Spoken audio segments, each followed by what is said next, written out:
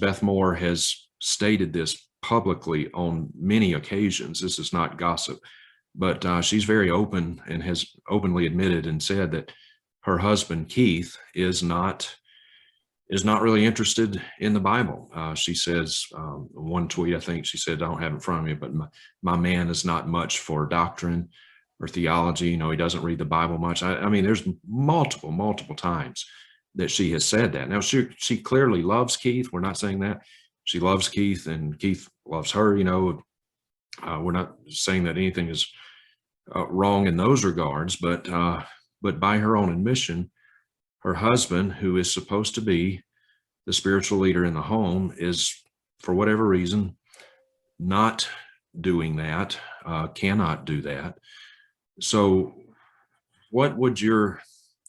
do you think that plays a role in what we see from whether it's Beth Moore or any lady who tries to have a ministry and does not have a spiritual head, if you will, in the home, does not have a husband who can lead her spiritually? What are your thoughts on that? Oh, I think it can have a serious impact on her because, as Paul says in Ephesians, the husband washes the wife with the water, with the word, and he is to be the head.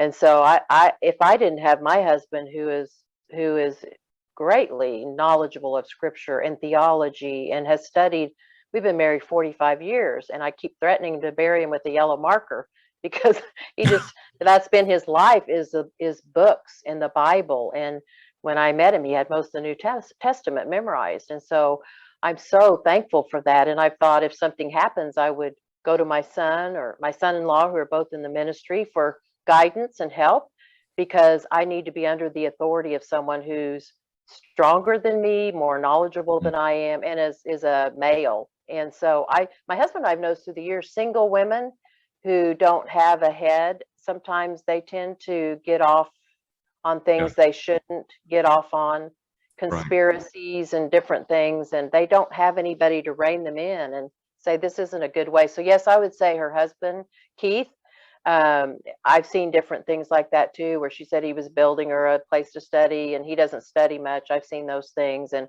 I think that is a big concern. So who is her head? Who is holding her accountable? Who is in charge of Living Proof Ministries? I don't know. So I'd say that is fundamentally a problem. Even biblically, it's a problem with the role of men and women and where we're supposed to be under their authority, and even obeying those that have the rule over us. They watch for our souls. So that's a big problem. Right.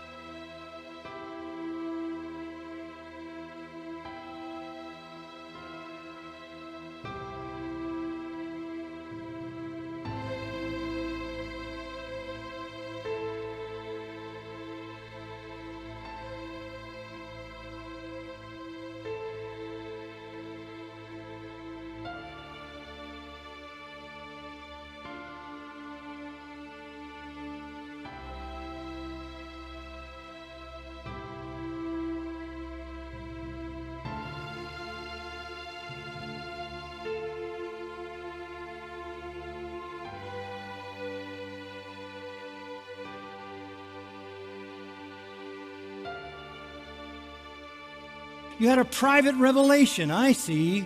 Jesus came to you. Jesus told you to do this. Look, Paul anticipates the only possible defense of women preachers. One, you have ideas that literally trump God. You're getting private revelation.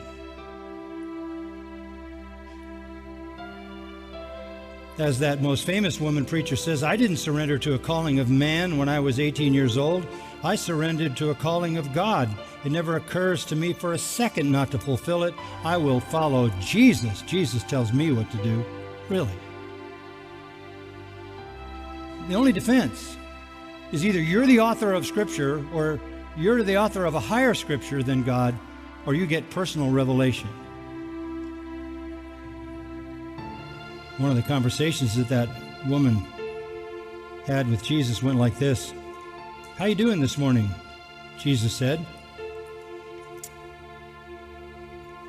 I said, I'll get to you in a minute. He said, oh, don't mind me. I'm doing fine. How are you? This is the daily routine of somebody who's trying to justify their disobedience by special, intimate, personal revelation where Jesus talks only to them. So here's the last word. Verse 37 and 38.